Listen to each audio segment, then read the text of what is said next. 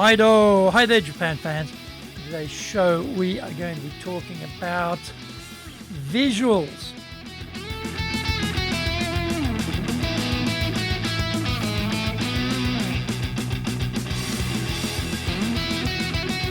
Present Master Shimashou.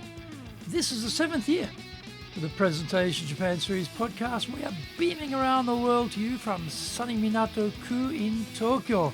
And I'm your host, Dr. Greg Story, Dale Carnegie Tokyo franchise owner, the president of Dale Carnegie Tokyo Training, and the 3-time best-selling author of Japan Sales Mastery, which is Zaegyo in Japanese, Japan Business Mastery, and Japan Presentations Mastery, plus Stop Wasting Money on Training, which in Japanese is Training de okane o muda ni suru wa yamimashou, and all are available on Amazon. Through this podcast, I want to help you to become a better speaker, to be 1, clear, 2, confident, 3, persuasive, and 4, highly influential with those around you. Don't forget to subscribe and share this podcast with your family, friends, and colleagues. We are not being sponsored by Libsyn, but we value your privacy, which is why we have our podcast hosted by Libsyn. Unlike many other hosting organizations, Libsyn have a strict policy that does not allow access to your private information by anyone. Here is our daily podcast lineup on Apple Podcasts. Mondays, the Cutting Edge Japan Business Show podcast. Tuesday, the Presentations Japan series, and every second Tuesday, the Business Tatsujin no Oshie show. Wednesdays, the Sales Japan series. Thursdays, the Leadership Japan series, and every second Thursday, the Business Pro Podcasto show. Fridays, the Japan Business Mastery Show podcast, and Saturdays, Japan's top business interviews. Now, this is episode number 337. Today, we are talking about the danger of audacious visuals. I have a couple of very good books here at home on how to create your visuals for the slide deck. The layout clearly does make a big difference to the quality of the message. If you ever doubt this, take a look at most Japanese business presentations. The slide will usually be amazingly overcrowded and dense to a degree you cannot comprehend in a traditional culture which has embraced Zen simplicity at its highest levels.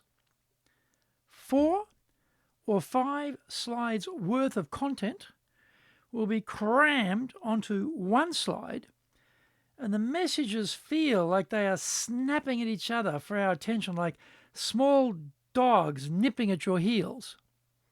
Occasionally, here in Japan, you do see a professional job on the visual side of the presentation. In my experience, this is usually the case of a foreigner giving their presentation. The counterpoint from some Japanese to this exemplary effort is to tell me that's okay for foreigners, but we Japanese have our own way of doing presentations. This nationalistic anachronism is basically crap, and what I see as a pathetic excuse in justifying the unjustifiable. Whoa, Greg, mate, you're going a bit hard there on the Japanese, aren't you?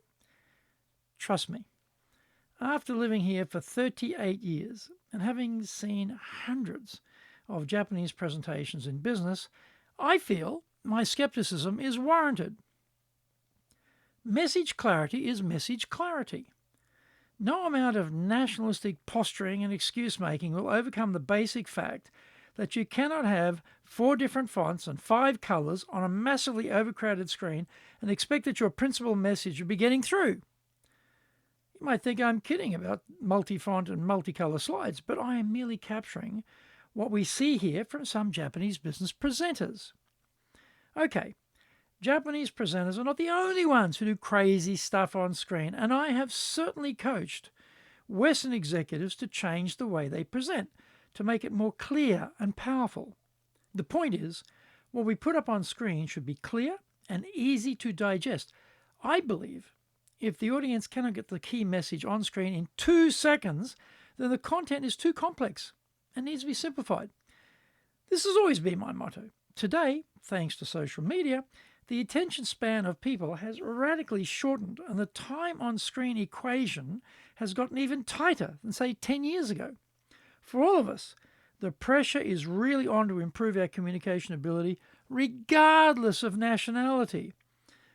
Another trap with visuals is making them too good. That sounds counterintuitive, I know, and there are plenty of authors doing well by teaching us how to pimp our slides. What I mean is, we can suffer the opposite problem of the dismal slide effort and have something that is so attractive it cuts us out of the limelight. Never forget, our face, rather than the screen, is the most valuable real estate during a presentation. Find out more. We come back from the break. Today's show is brought to you by our public courses, but we also are doing custom in-house programs. We do them in both Japanese and English. We do them in our super safe classroom and live online. On the 9th of June, we'll be holding our Winning with Relationship Selling program. Excellent sales program, this one. This is where we go through the entire sales cycle. We deal with how to communicate with the buyer in ways which the buyer finds easily accessible and attractive. We go through structures on how to establish trust, how to understand the needs of the buyer, how to present our solution, how to deal with the pushback, how to ask for the order in a way which doesn't come across as sleazy, pushy, cheesy, comes across as genuine and in their best interest. Brilliant course, 9th of June. Also on the 9th of June, we'll be starting our Dale Carnegie course. It's our flagship program. Wonderful program. Main modules, 12 weeks. 12 weeks. 3.5 hours a week over 12 weeks. You might be thinking, man, that's a long program. Well, one of the primary outcomes of this training is to help us change our mindset, change our thinking, upgrade our expectations about ourselves, become more confident to step out of our comfort zone, become a better leader, a better communicator, better able to be good with other people, particularly people who are not like us, and also deal with our stress. Now, that's a lot in one program, so you don't get all that in 1 hour. It takes time, especially the changing your mindset part. On the 11th of June, we'll be doing another Dale Carnegie course, and then on the 15th of June, high impact presentations. What a wonderful program this is for people who need to have persuasion power. And by the way, that is everybody in business needs to have persuasion power. Everybody. Trouble is, we don't get trained for this. Certainly don't get trained at university to have persuasion power. Reporting power, perhaps, but not persuasion power. This is a program, the main modules delivered over 2 days, so for me it's like watching bamboo grow, Come in on day 1, come out on day 2, bamboo's grown through the roof, because people are so amazingly improved in just such a short space of time. And the reason is very simple. 2 instructors, 2 days, everything concentrated, everything videoed, unbelievable amounts of right on the button feedback, really superior coaching, the type of thing you can't get elsewhere.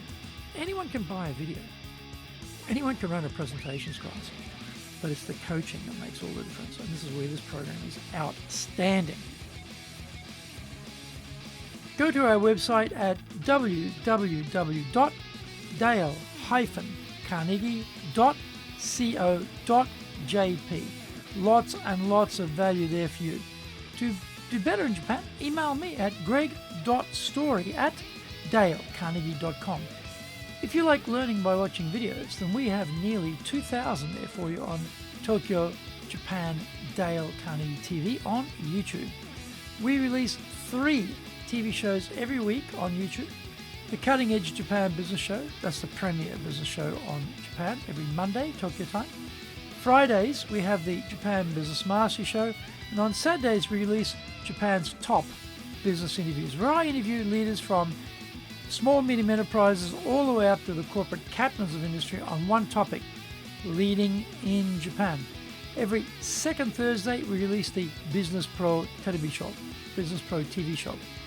Get my best-selling books on business in Japan, the Bible on selling, Japan Sales Mastery, Zaegyo in Japanese, Japan Business Mastery, Japan Presentations Mastery, plus Stop Wasting Money on Training, which in Japanese is Training de okane wo muru ni suru wa yamemashou, and all are available on Amazon.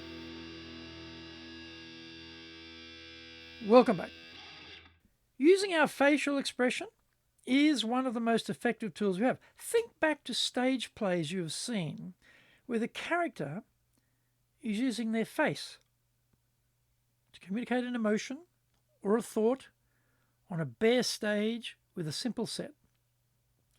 Their face can transmit so many ideas, emotions and thoughts, and do it in a nanosecond.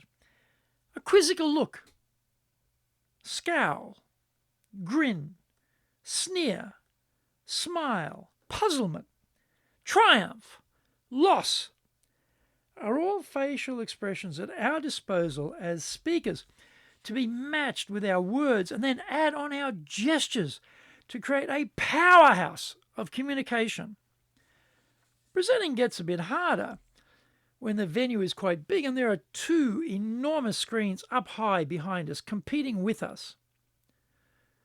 The sheer size of the images dwarfs us on stage, and we shrink in importance.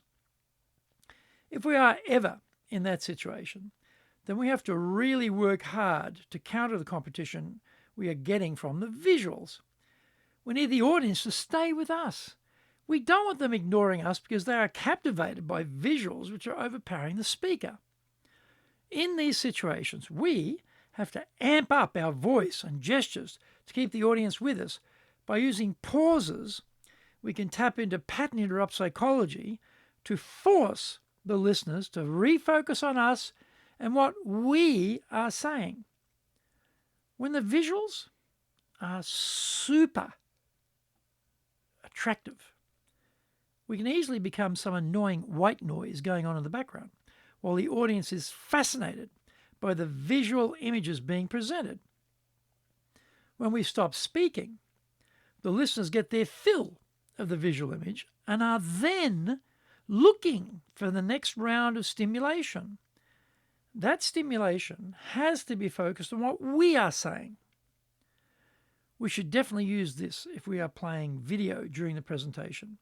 Most video is off the mark anyway, being produced by the PR department to fit across a general need rather than the specific needs of the topic we are speaking on.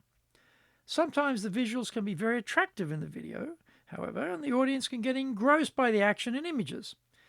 The danger is we are the next item and we are boring, nowhere near as attractive as the models in the video, and a bit dull visually compared to what has just been presented.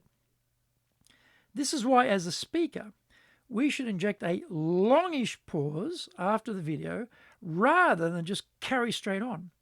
By doing this, we create some space and distance between what they saw on screen, and they have some time to adjust to us back in the room. They're also anticipating what will come next because we haven't started speaking immediately, and there's a slightly disconcerting pause in place.